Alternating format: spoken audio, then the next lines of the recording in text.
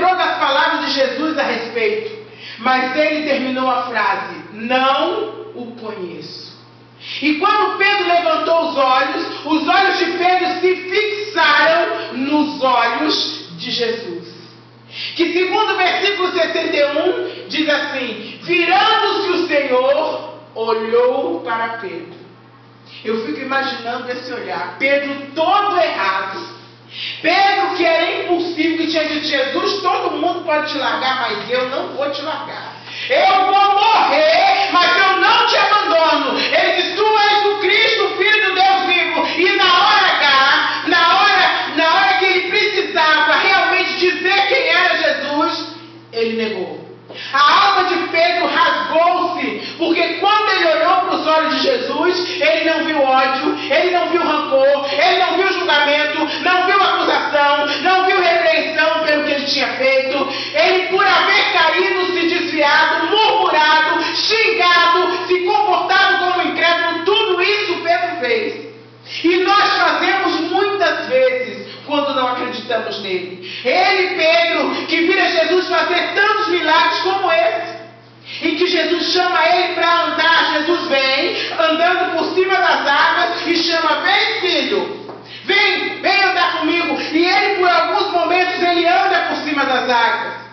E ele te jurara que nem a morte o separaria de Jesus. Ele viu misericórdia, viu compaixão e viu ternura nos olhos de Jesus. Quando eu faço alguma coisa errada, o que mais arrasa comigo não é Deus me punir. É quando Deus faz alguma coisa que eu estava esperando, alguma coisa que alegra o meu coração, eu peço perdão a Deus e em seguida Deus faz alguma coisa que o meu coração se alegra. Isso dilacera a minha alma. Porque eu digo: mas Senhor, olha só, eu podia ter procedido assim e procedi assado. E o Senhor ainda vem e ainda faz isso por mim. É assim que eu imagino o sentimento de Pedro. Os olhos de Jesus diziam para Pedro: filho, que fazes aí, filho? Eu te amo. Saia daí, filho, eu te amo. E nessa hora, Pedro sentiu o olhar de Jesus penetrar em seu coração e devassar sua alma. Jesus está olhando para você hoje com misericórdia. Jesus está dizendo para você: sai daí, não continua nessa vida. O olhar de Jesus golpeou o espírito de Pedro, como se toda a sua mentira ficasse exposta. E toda aquela gente, aos olhos de todos. Então Pedro, envergonhado, caiu em si. E saiu dali e chorou amargamente, dolorosamente, desgostosamente, penosamente naquela noite. Hoje, Jesus está falando para você que tem pensado em desistir do caminho, tem se sentido tentado, desanimado. Ele está dizendo: eu te amo, filho, eu te amo, filha. Pedro foi surpreendido no pecado pelo olhar terno de Jesus, que lhe falava com olhos de amor. Que fazes aí, Pedro? Aí não é o seu lugar. Apesar de Pedro ter estado ali assentado na roda dos escarnecedores, Jesus lhe dizia com o olhar para que ele saísse dali e se arrependesse. Sai daí, filho, ou sua luz se apagará. Tu fostes feito para brilhar. Eu te amo, tu és meu, Pedro. Serei pendurado no madeiro por amor a ti. Era isso que os olhos de Jesus diziam para Pedro. Depois disso, Pedro saiu dali. Iluminado pelo olhar de Jesus, Pedro empreendeu o caminho de volta para o seu Senhor.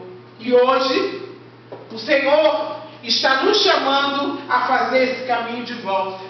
Nós que por um momento cochilamos, nós que por um momento nos distraímos, Ele está nos chamando hoje a fazer esse caminho de volta. O primeiro passo de Pedro em direção à vitória, a primeira coisa que ele fez foi crer nas palavras de Jesus a respeito do cantar do galo. Por quê? Porque antes Jesus tinha dito para ele: olha, antes que você fale, 3 vezes o galo vai cantar. E Pedro não deu ouvido. Ele: que nada, eu sou mais eu. Que é isso, Jesus? Larga a mão. Imagina eu negar você, Jesus, eu que ando contigo, eu que sou ali, seu braço direito. Imagina. Ele não deu ouvidos. Muitas vezes a gente diz, irmão, fica firme, para você não chorar mais tarde. Aí eu digo, não, que é isso? Que é isso, pastora? Não, não vai acontecer não. Aí a gente se cala. Se Deus prometeu algo a você, creia. Não temos maus rumores e as circunstâncias. O Salmo 112 diz assim: bem-aventurado o varão que teme ao Senhor, que em seus mandamentos tem seu prazer. E o versículo 7 diz assim: ele não teme más notícias, o seu coração está firme, confiando no Senhor. Mesmo que digam para você, olha, isso, nada disso vai dar certo, olha, as coisas não vão acontecer. Irmão, se eu fosse ouvir isso, eu não sei onde eu estaria, não é? O segundo passo de Pedro em direção a Jesus foi abandonar o local imediatamente. Aquela casa, aquele círculo, aquelas pessoas, o ambiente, nada ali era bom para a vida espiritual de Pedro. O clima não era bom para a sua fé. Ali não havia estímulos para a sua vida espiritual. Ao contrário, fuja de lugares assim. Uma vez despertado pelo amor de Jesus, Pedro não parou para perguntar aos amigos se devia ficar ou não ali.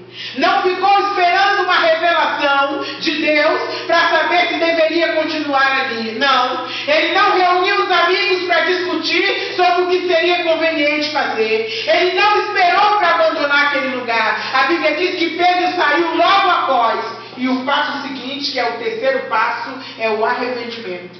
Às vezes eu atendo pessoas que dizem que não tem nada para arrepender-se, que não fazem nada de errado e que nunca se arrependem. É uma pena. O arrependimento é o passo mais importante na caminhada com Jesus. Muitas vezes eu fico lembrando, às vezes eu lembro de coisas do passado. Todas as vezes que eu lembro de certas coisas que eu fiz no passado, principalmente quando eu estava desviada, eu fico com uma vergonha muito grande. E todas as vezes eu peço perdão a Deus. Senhor, me perdoa, Senhor. Me perdoa. Senhor, me perdoa por isso. Senhor, me perdoa. Obrigado, Senhor, porque o Senhor abriu meus olhos e mudou a minha maneira de ver e de ser. Tanto é verdade o que estamos dizendo, que a pregação de João Batista, aquele que foi enviado por Deus para preparar o caminho para a chegada de Jesus, era a seguinte: arrependei-vos. Esse é o passo mais importante. É o arrependimento. Terceiro passo, arrependimento. Pedro chora amargamente por haver se afastado de Jesus. Tristeza por ter negado o mestre que tanto o amava. Vamos encontrar Pedro dias mais tarde no mar da Galileia. Quem narra o reencontro de Pedro com Jesus, depois daquele triste incidente, é João. Lá no capítulo 21, Jesus apareceu aos discípulos pela terceira vez, após ter sido morto e de ter ressurgido dos mortos. E Jesus perguntou a Pedro, primeira vez: Pedro, tu me amas? Pedro sanguíneo, com vergonha de Pedro eu entendo, porque eu era exatamente como Pedro. Ele perguntou: Pedro, tu me amas? E Pedro devia estar verde de vergonha. Ele disse: sim, Senhor, tu sabes que eu te amo. E Jesus disse a Pedro: apacenta os meus cordeiros. Jesus perguntou pela segunda vez: Pedro, tu me amas? Respondeu Pedro. Já começou a ficar irritado. Sim, Senhor, tu sabes que te amo. E Jesus disse: pastoreia as minhas ovelhas. E pela terceira vez Jesus perguntou a Pedro: Simão, filho de João, tu me amas? E respondeu Pedro: Senhor, tu sabes todas as coisas. Ele já devia estar num grau de irritação muito grande, porque o sanguíneo é assim. A primeira vez ele estava cheio de vergonha. Na segunda vez ele já estava: tu não sabe, eu não já disse? Eu não já disse? Na terceira vez Jesus olhou e Jesus disse o nome dele: Simão, filho de João, tu me amas? Senhor, tu sabes todas as coisas. Como ele disse assim: o Senhor não viu a besteira que eu fiz aquele dia? O Senhor não viu tudo? Mas mesmo assim eu te amo. E daí? Eu praguejei aquele dia irritado. Disse-lhe Jesus: apacenta minhas ovelhas. Pedro, assim como todos nós, ele foi chamado por Jesus 2 vezes. Jesus nos chama 2 vezes na vida. Da primeira vez, ele nos chama, vem, para você ter um encontro com Ele. A primeira vez Ele te chama para te mostrar quem é Ele. Mas quando Ele chama pela segunda vez,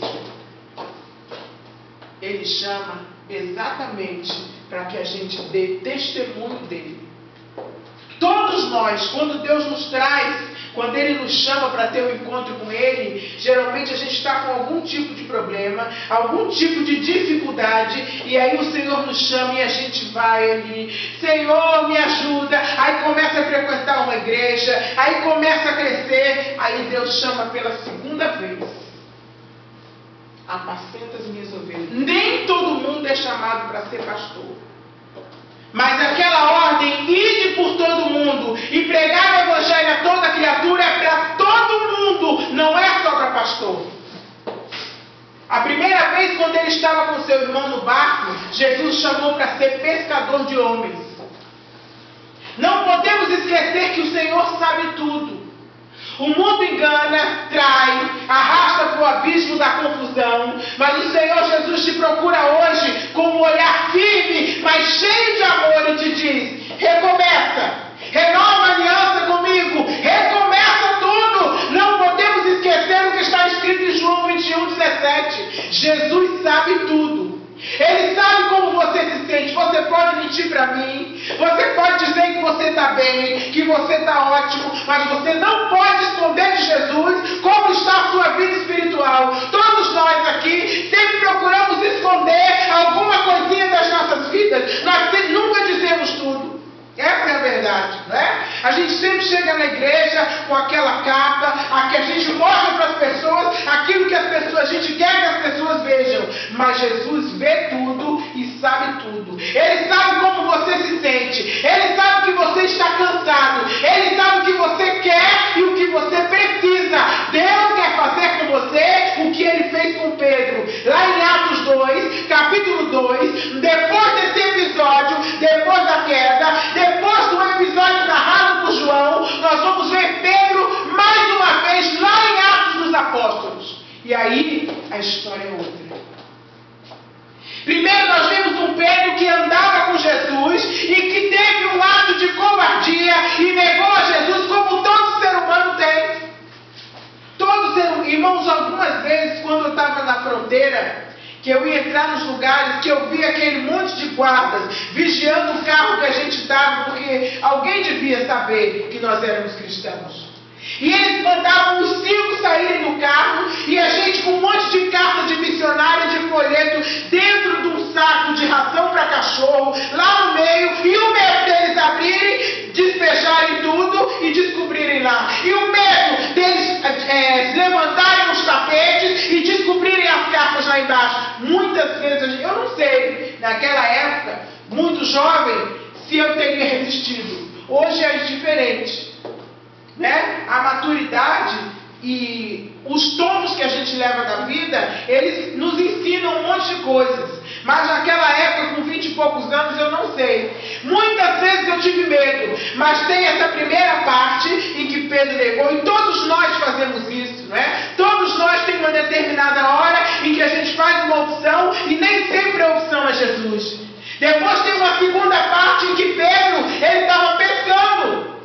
Ele já nem pensava mais em ser discípulo de Jesus. Ele estava lá vivendo a vida dele. E Jesus vai lá: Pedro, apacenta meus cordeiros. E nós vamos depois encontrar Pedro em Atos 2. Lá em Atos dos Apóstolos, nós vimos que Deus, naquele dia, Jesus mudou a vida de Pedro. Lá em Atos 2, ele pregou no dia de Pentecostes e foi usado para curar um coxo. O coxo estava à porta do templo e o coxo pediu uma esmola: me dá uma esmolinha, pelo amor de Deus. E ele disse: eu não tenho ouro e nem prata, mas o que eu tenho eu te dou. Em nome de Jesus, levanta e anda. Lá em Atos 5 está escrito que os enfermos, irmãos, um homem que traiu a Jesus, que negou a Jesus, lá em Atos 5 está escrito que as pessoas doentes se deitaram nas ruas para que a sombra de Pedro se projetasse tocasse neles e eles fossem curados. Deus não consulta o seu passado para te abençoar no presente. Deus não vasculha o seu passado para te dar bênçãos no presente e no futuro. É assim que Deus funciona. Se Ele fosse vasculhar o meu passado, eu estaria realmente ainda presa dentro de todos os meus problemas emocionais. É assim que Deus faz. Ele não consulta. Você se entrega a Ele, você pede perdão a Ele e Ele começa uma página nova. Pedro foi liberto do cárcere por um anjo. Pedro foi preso. Esse mesmo Pedro que teve medo de ser preso, que teve medo que negou a Jesus por medo, ele foi preso mais tarde e ele dormia na prisão. Quando ele dormia, chegou um anjo e cutucou: Pedro, eu vim te livrar, cara. Tu está dormindo? Levanta, vamos embora. Pode passar, querida. Um paralítico foi usado para ressuscitar Dorcas.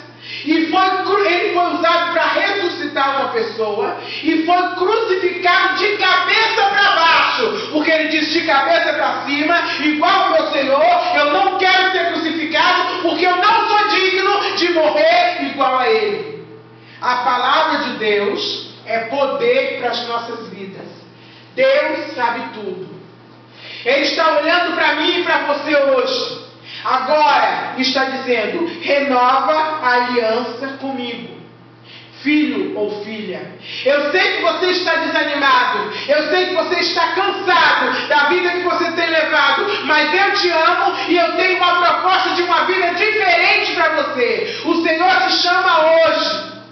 Ele tem novidade de vida para você. Ele quer te levantar e nunca mais você vai se sentir parado ou andando em círculos. Ele te chama hoje para levantar-se e erguer a cabeça, porque Ele vai agir em teu favor. Vamos orar.